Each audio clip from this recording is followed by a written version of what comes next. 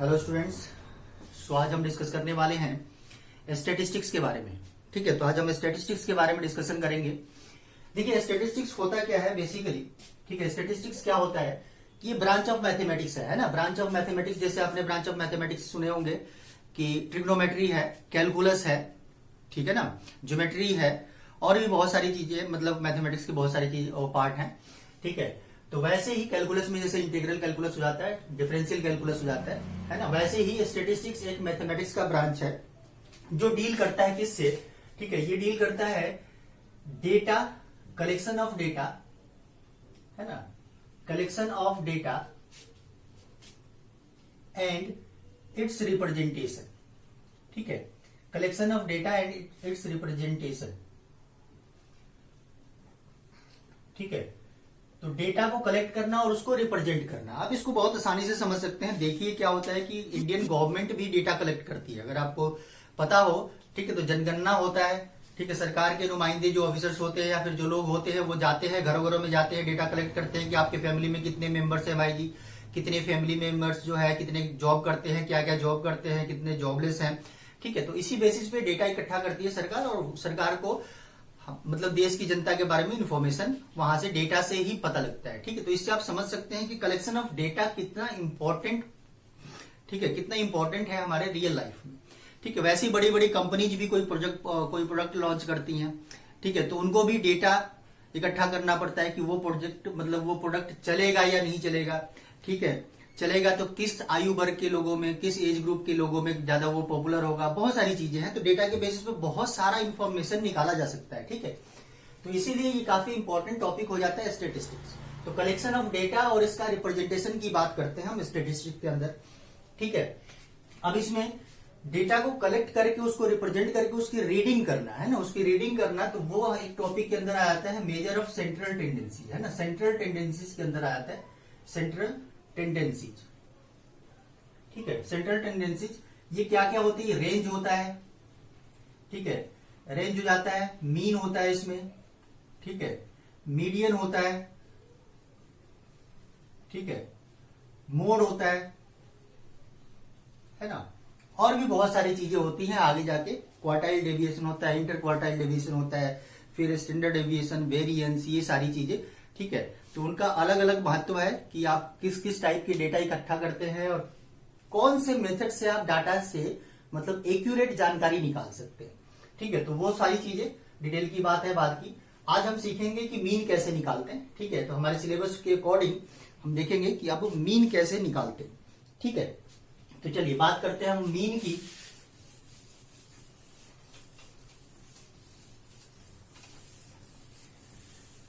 तो मीन निकालने के लिए, ठीक है, मीन या फिर इसको आप अर्थमेटिक मीन भी बोल सकते हैं। शॉर्ट फॉर्म लिख रहा हूं मैं एएम, एएम का मतलब है अर्थमेटिक मीन, या फिर इसको एवरेज भी बोलते हैं ना, इसको एवरेज भी बोलते हैं। तो एवरेज ऑफ द डेटा का भी मतलब सेम है, मीन ऑफ द डेटा का भी मतलब सेम है और arithmetic mean of the data का भी मतलब बिल्कुल सेम है। ध्यान रखना है, तीनों का मतलब एक ही है। ठीक है, तो इसमें फर्स्ट क्या है कि अगर आपको ऑब्जर्वेशंस दिए हुए हैं इस टाइप के, ठीक है, ऑब्जर्वेशंस, ठीक है, ऑब्जर्वेशंस मान लिया आपको दिए हुए हैं x1, x2, x3, x4 and so on, xn तक। ठीक है, ये टोटल कितने ऑब्जर्वेशंस हैं? ये टोटल ऑब्जर्वेशंस कितने हैं? टोटल है n ऑब्जर्वेशंस, है ना, ये n ऑब्जर्वेशंस है। ठीक है, ऑब्जर्वेशंस मतलब जो हमने डेटा कलेक्ट किया, जो आपको डेटा का इंफॉर्मेशन दिया होगा उनको ऑब्जर्वेशंस बोलते हैं। ठीक है, तो ये x1, x2, x3, x4 and so on xn तक n ऑब्जर्वेशंस हैं। तो इस केस में आप मीन कैसे निकालते हैं? देखिए, अर्थमेटिक मीन की बात करें या फिर मीन की बात करें या फिर एवरेज की बात करें, दोनों का मतलब सेम है। हम उसको लिखते कैसे हैं? x बार से। ठीक है, हम इसको कैसे लिखते हैं? x के ऊपर बार से। ठीक है, क्या होता है ये होता है सम ऑफ all the observations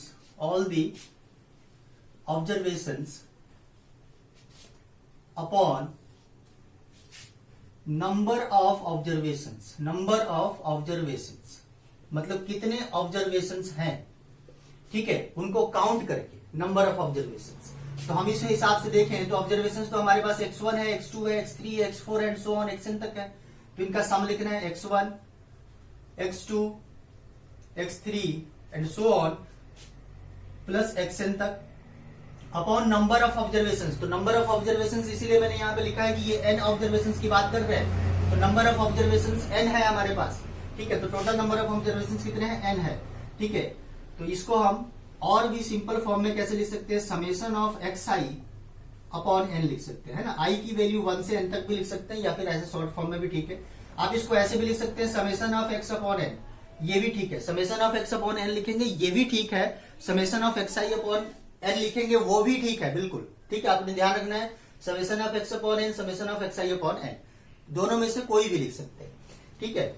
समझ आ गई बात। तो जब आपको ऑब्जर्वेशन ऐसे दिए हो, इनको हम बोलते हैं इंडिविजुअल सीरीज बोलते हैं, है ना। इनको बोलते हैं इंडिविजुअल सीरीज, इंडिविजुअल सीरीज, ठीक है।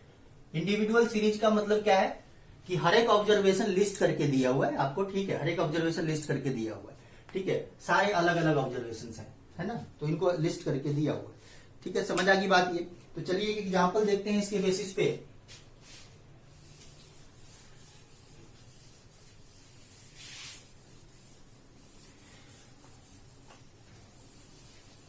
हाँ जी, तो एक एग्जाम्पल देखते हैं इसके बेसिस पे, ठीक है। क्या है, फर्स्ट क्वेश्चन है इससे रिलेटेड कि the vibration time, question is the vibration time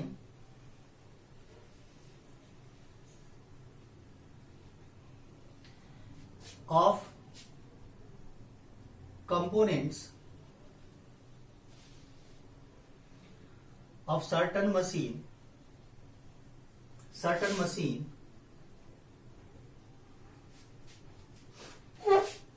is given as, vibration time आपको गिवन एज, ठीक है। तो इनके वाइब्रेशन टाइम्स गिवन है, क्या क्या है, 50.4, 49.6, 50.2, 50.3, 49.8, 50, 50.1, 50.3, 50.7, 49.8। Find the mean vibration time. आपको क्या करना है, find the mean vibration time, ठीक है।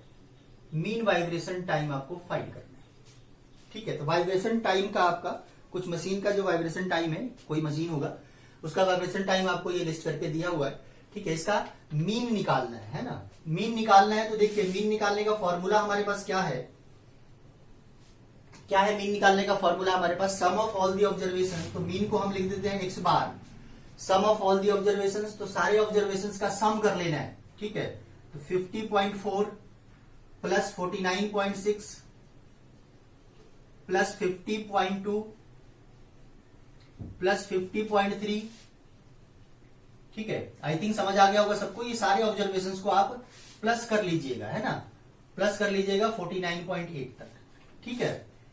उसके बाद नीचे क्या होता है, टोटल नंबर ऑफ ऑब्जर्वेशंस। कितने ऑब्जर्वेशंस हैं, टोटल नंबर ऑफ ऑब्जर्वेशंस बताइए। टोटल नंबर ऑफ ऑब्जर्वेशंस कितने हैं, 1 2 3 4 5 6 7 8 9 10, ठीक है। तो टोटल नंबर ऑफ ऑब्जर्वेशंस इसमें कितने हैं, 10, ठीक है।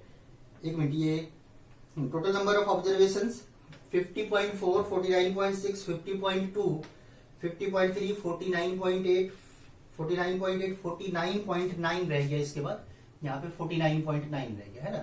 तो टोटल नंबर ऑफ ऑब्जर्वेशंस 11 आ जाएंगे, है ना, ठीक है। 49 यहाँ पे 9 भी एक ऑब्जर्वेशन इसमें मिसिंग रह गया था, ठीक है। तो टोटल नंबर ऑफ ऑब्जर्वेशंस कितने आ गए, 11, ठीक है।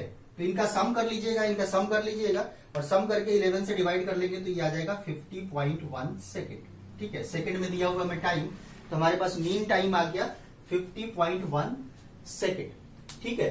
तो अगर ऑब्जर्वेशन आपको इस तरह से गिवन है तो हम इस तरह से आप निकाल सकते हैं क्या, मीन। चलिए एक और क्वेश्चन करते हैं।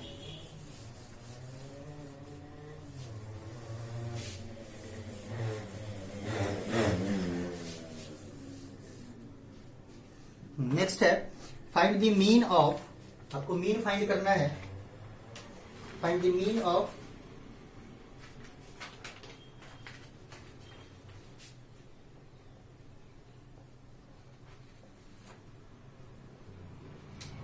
मीन ऑफ डेटा आपको गिवन है, डेटा है 3, 6, 9, 12 और 15। ये डेटा आपको गिवन है, इसका मीन फाइंड करना है ना, इसका मीन फाइंड करना है। तो क्या करें मीन निकालने का? अभी तो हमने तरकीब सोचा है और फॉर्मूला देखा है। अभी कैसे निकालते हैं मीन? निकालने का मतलब क्या होता है? सम ऑफ ऑल ऑब्जर्वेशन, सारे ऑब्जर्वेशन का सम, यानी कि 3 प्लस 6 प्लस 9 प्लस 12 प्लस 15, ठीक है, अपॉन नंबर ऑफ ऑब्जर्वेशन। कितने ऑब्जर्वेशन है? 1 2 3 4 5, ठीक है। इन सबको ऐड कर लीजिए, कितना आ जाएगा? 45 आ जाएगा, नीचे आ जाएगा 5, 5 9 जा 45 होता है ना। तो मीन आ गया हमारे पास, इस डेटा का मीन आ गया 9। ये हमारा रिक्वायर्ड आंसर है, ठीक है। समझ आ गई बात ये? चलिए एक और क्वेश्चन करते हैं।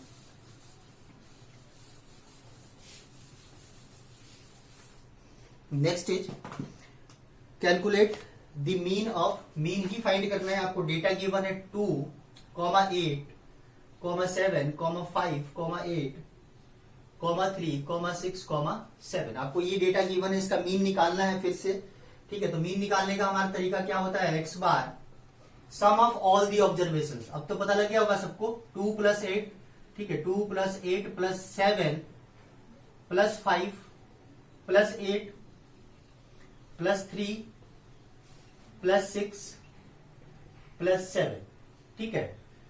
और टोटल नंबर ऑफ ऑब्जर्वेशन कितने हैं? 1 2 3 4 5 6 7 8, ठीक है। इन सबको ऐड कर लीजिएगा, आप ऐड कर लीजिएगा तो 46 आ जाएगा। 46 अपॉन 8, एक्स बार आ गया हमारे पास 46 अपॉन 8, ठीक है। 46 अपॉन 8 को, मतलब 46 को आप 8 से डिवाइड कर लीजिएगा, ये आ जाएगा इसका आंसर 5.79, है ना, 5.75, ठीक है। तो ये हमारा रिक्वायर्ड मीन का आंसर आ गया, ठीक है। हमें मीन निकालना है, तो ये रिक्वायर्ड आंसर आ गया हमारे पास, ठीक है। तो आई थिंक अब सबको क्लियर हो चुका होगा कि अगर इंडिविजुअल सीरीज दिया हुआ है तो आपने मीन कैसे निकालना, ठीक है। चलिए नेक्स्ट टॉपिक पे चलते हैं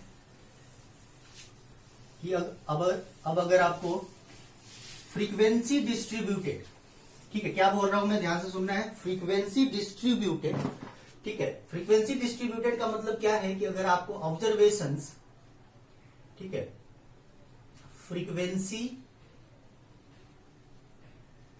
डिस्ट्रीब्यूटेड, ठीक है, इस तरह का डेटा दिया हो जिसकी फ्रीक्वेंसीज दी हो, है ना। फ्रीक्वेंसी डिस्ट्रीब्यूटेड का मतलब कि डेटा का फ्रीक्वेंसी आपको दिया हो, ठीक है। डेटा का फ्रीक्वेंसी का मतलब क्या है कि जैसे मान लेते हैं, पहले ये समझते हैं डेटा का फ्रीक्वेंसी का मतलब क्या है। क्या मतलब है कि जैसे मान लिया कि डेटा है 2 और वो 3 बार आ गया, तो हम उसको लिखेंगे, मतलब ये ऑब्जर्वेशन होता है xi और ये fi, मतलब ऑब्जर्वेशन जो 2 है वो 3 बार आ गया।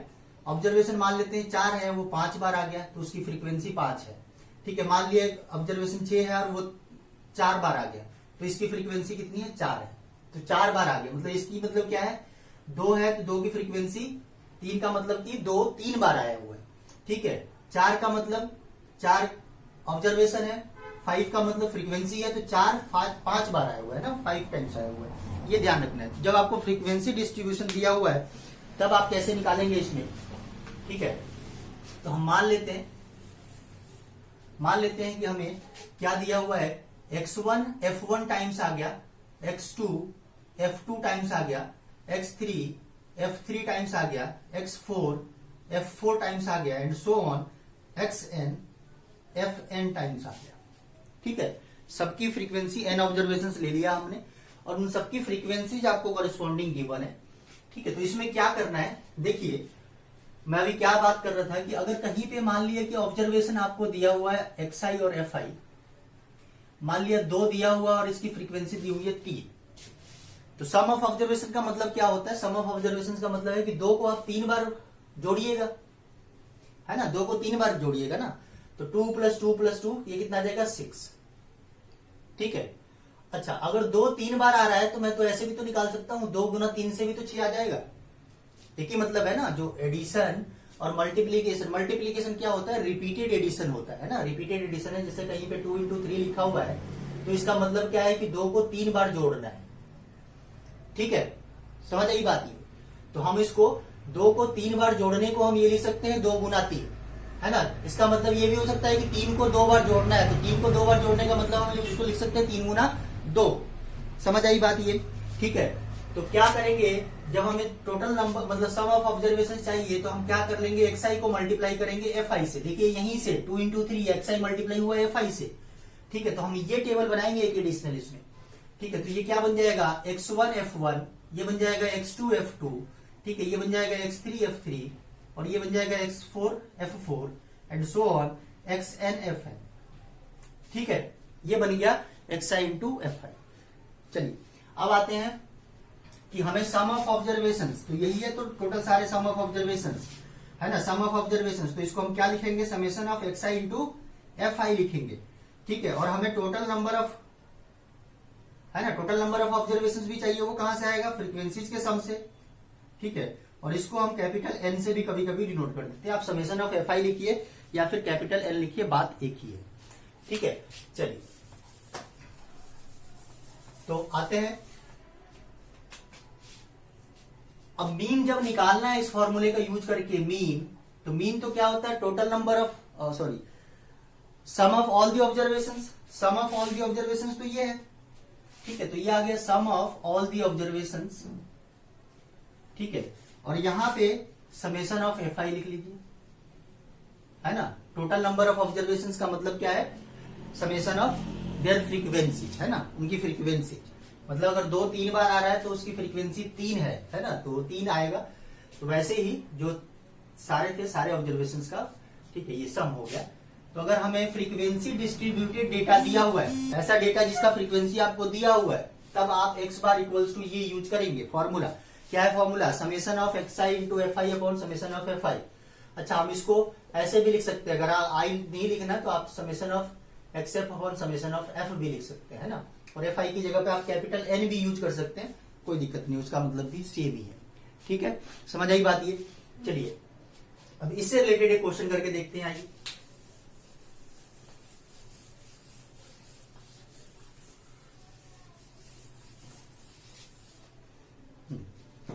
तो इससे रिलेटेड क्वेश्चन है,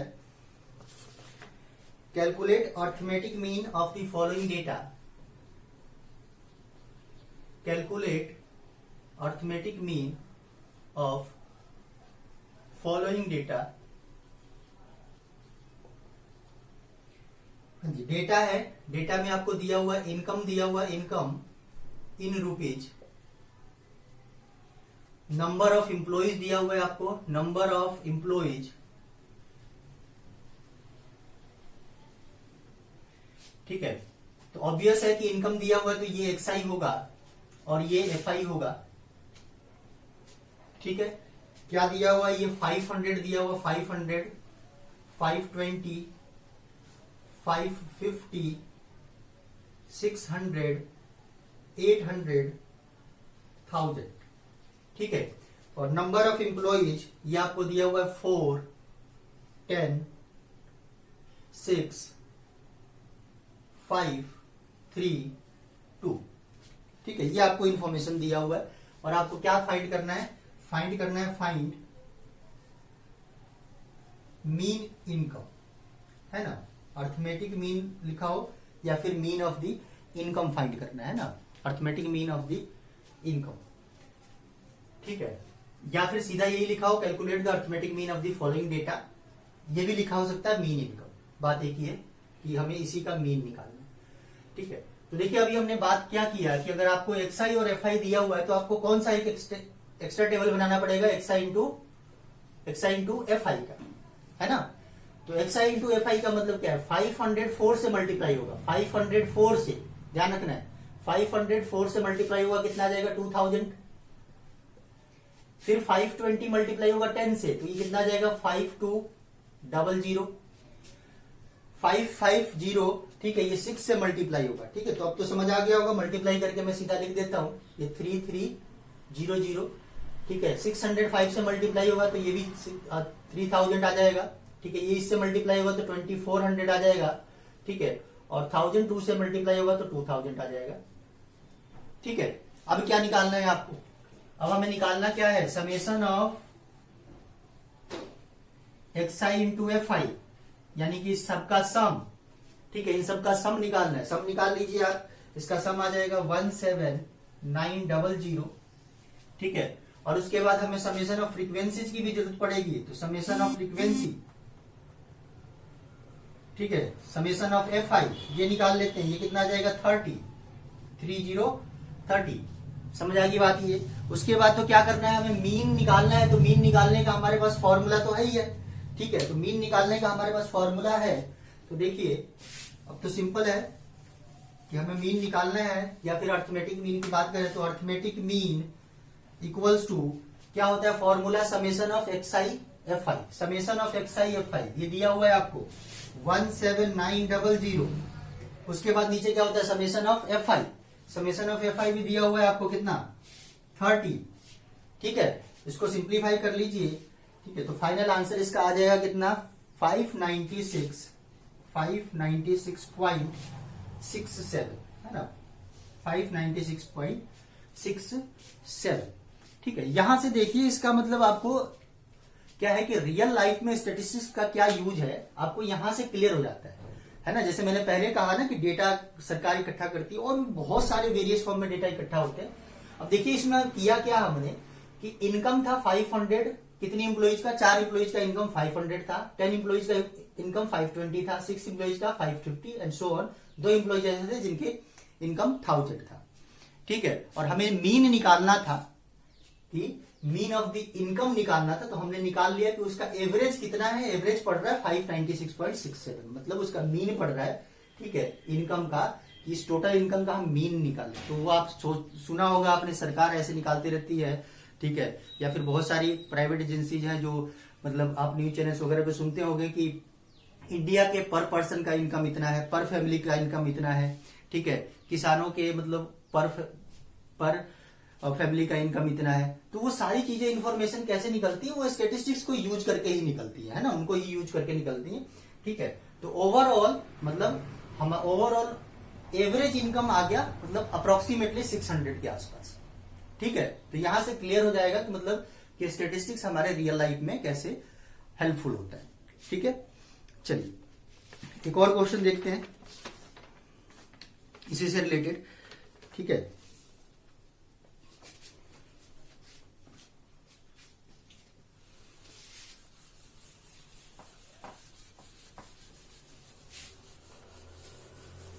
उसको भी हम जल्दी जल्दी करेंगे। क्या है इंफॉर्मेशन, आपको क्या दिया हुआ है इसमें,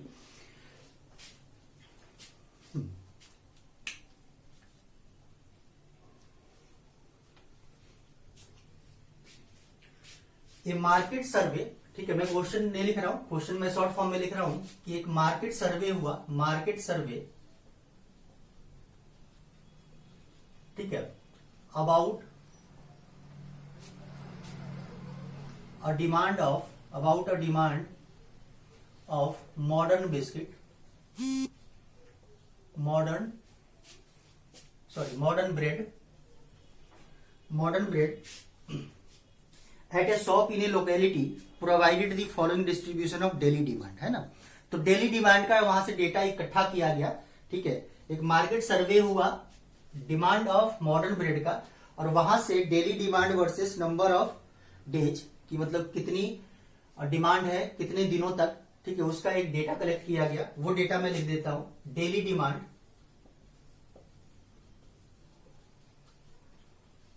और आपको दिया हुआ नंबर ऑफ डेज, ठीक है। तो डेली डिमांड 12, 17, 21, 27, 30 था। नंबर ऑफ डेज यानी कि फ्रीक्वेंसी 36, 160, 92, 56 और 26 ये दिया हुआ था। ये ऑब्वियसली ये XI है और ये ऑब्वियस है नंबर ऑफ डेज है, तो इसका मतलब ये FI है, ठीक है। तो आपको किसका टेबल बनाना है अब, है ना, डेली डिमांड का आपने मीन निकालना है। किसमें क्या निकालना है, mean of the daily demand, ठीक है। तो mean of the daily demand निकालना है तो XI इंटू FI निकालना होगा। तो पहले तो XI इंटू FI निकाल लेते हैं, XI इंटू FI, ठीक है। तो 12 को 36 से मल्टीप्लाई कर लीजिए, 12 मल्टीप्लाई होगा 36 से, ठीक है। तो ये आ जाएगा 432, ठीक है। तो ये मैंने मल्टीप्लाई पहले किया हुआ है, 17 को मल्टीप्लाई कीजिए 160 से, तो ये आ जाएगा 2720, ठीक है। 21 को मल्टीप्लाई कीजिए 92 से, ये आ जाएगा 1932। ठीक है, 27 को मल्टीप्लाई कीजिए 56 से, ये आ जाएगा 1512। ठीक है, और 30 को मल्टीप्लाई कीजिए 26 से, तो ये आ जाएगा 780। ठीक है, उसके बाद हमें किस चीज की जरूरत पड़ती है, हमें जरूरत पड़ती है summation of xi into F I, है ना, summation of xi into F I की जरूरत पड़ती है। इनका सम कर लीजिए, इन सबका सम कर लेंगे, सम करके ये आ जाएगा 7376। ठीक है, उसके बाद हमें समेसन ऑफ एफ आई की जरूरत पड़ती है, तो समेसन ऑफ एफ आई का समेसन कर लेते हैं, ये कितना आ जाएगा 370। ठीक है, तो ये आ जाएगा 370, और हमें क्या निकालना है, मीन निकालना है। तो मीन का फॉर्मूला हमें पता है, क्या होता है formula, summation of xi F I upon summation of F I. ठीक है, तो summation of xi F I आपको दिया हुआ है। ठीक है, कितना है ये 7376, और समेसन ऑफ एफ आई भी निकाल लिया हमने 370, इसको डिवाइड कर लीजिए। तो ठीक है, तो डिवाइड करके ये बन जाएगा 19.94। तो रिक्वायर्ड जो हमारा था, ठीक है, कि डेली डिमांड का हमने जो मीन निकालना था, तो मीन आ गया 19.94। तो आज हमने दो मेथड सीखा मीन निकालने का। अगर एक इंडिविजुअल सीरीज दिया हुआ है तो कैसे निकालते हैं, sum of observation divide by number of observations, और अगर आपको फ्रीक्वेंसी डिस्ट्रीब्यूटेड दिया हुआ है तब कैसे निकालते हैं, summation of xi F I upon summation of F I से। आई थिंक आप लोगों को समझ आया होगा। Thank you very much.